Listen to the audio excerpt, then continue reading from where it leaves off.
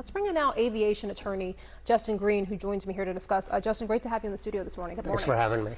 You have been a part of litigation with crashes in the past like this. I'm curious sort of your first top line reactions when you see that pretty horrific video. Well, I think the first thing, my heart goes out to the families. 179 families now are suffering and looking for answers, and they're going to find that the answers are relatively slow in coming. The second issue is we kind of know what happened. You know, we have video of what happened. The airplane did a belly up landing. They did it fast. They ran off the runway. They hit a wall. They burst into flames. The big issue is, you know, why it happened. And the investigation is going to look at every single factors.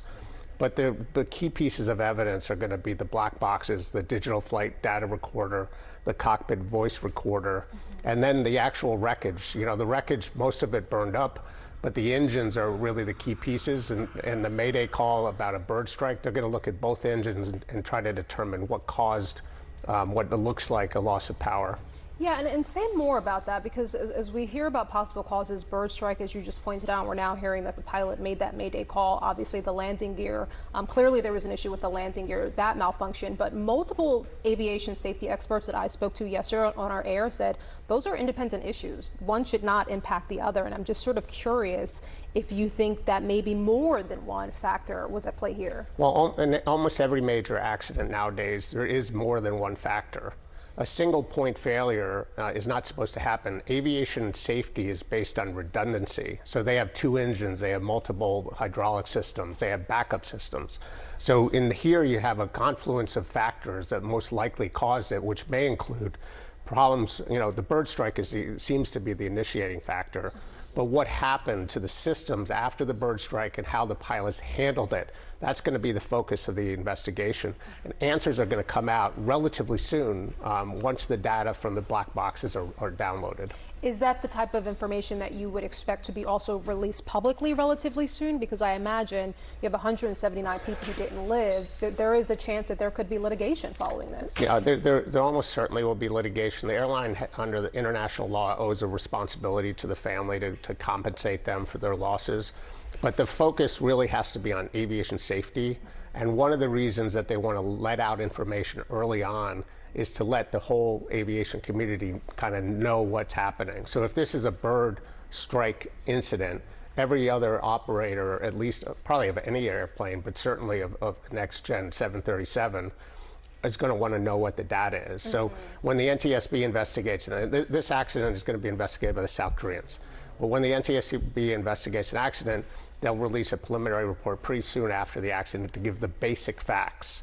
And I expect that we will soon learn basic facts about this accident. How much does it differ in this plane crash compared to some of the others, including some of that you have been associated with? How different is it that we have the black box recorders, that we have two survivors, two crew members who perhaps have an even more sophisticated understanding of what was happening just before this crash? How rare is that? It's not rare. Okay. Remember Malaysia 370? They lost the airplane, so they never got the black boxes. So we all speculate and we have pretty informed ideas of what happened there, but we don't know what happened because the black boxes were not available. Almost every accident, even if it crashes into the ocean, they'll eventually find the black boxes, bring them up, and download them. So it's not rare.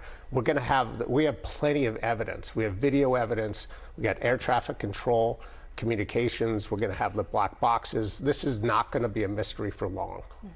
And then just talk to me, I mean, having worked with the victims of those who have perished in plane crashes before, I mean, what that process is like now for all of those families. It's really, really horrible. And I've lived with the families through this process. They want their loved ones back with them. You know, obviously they know they're past. But right now, they're not even getting the remains, and probably a lot of the families are being visited to get DNA swabs from children, to go to actually take brushes and get hair out of the brushes so they can go identify the bodies.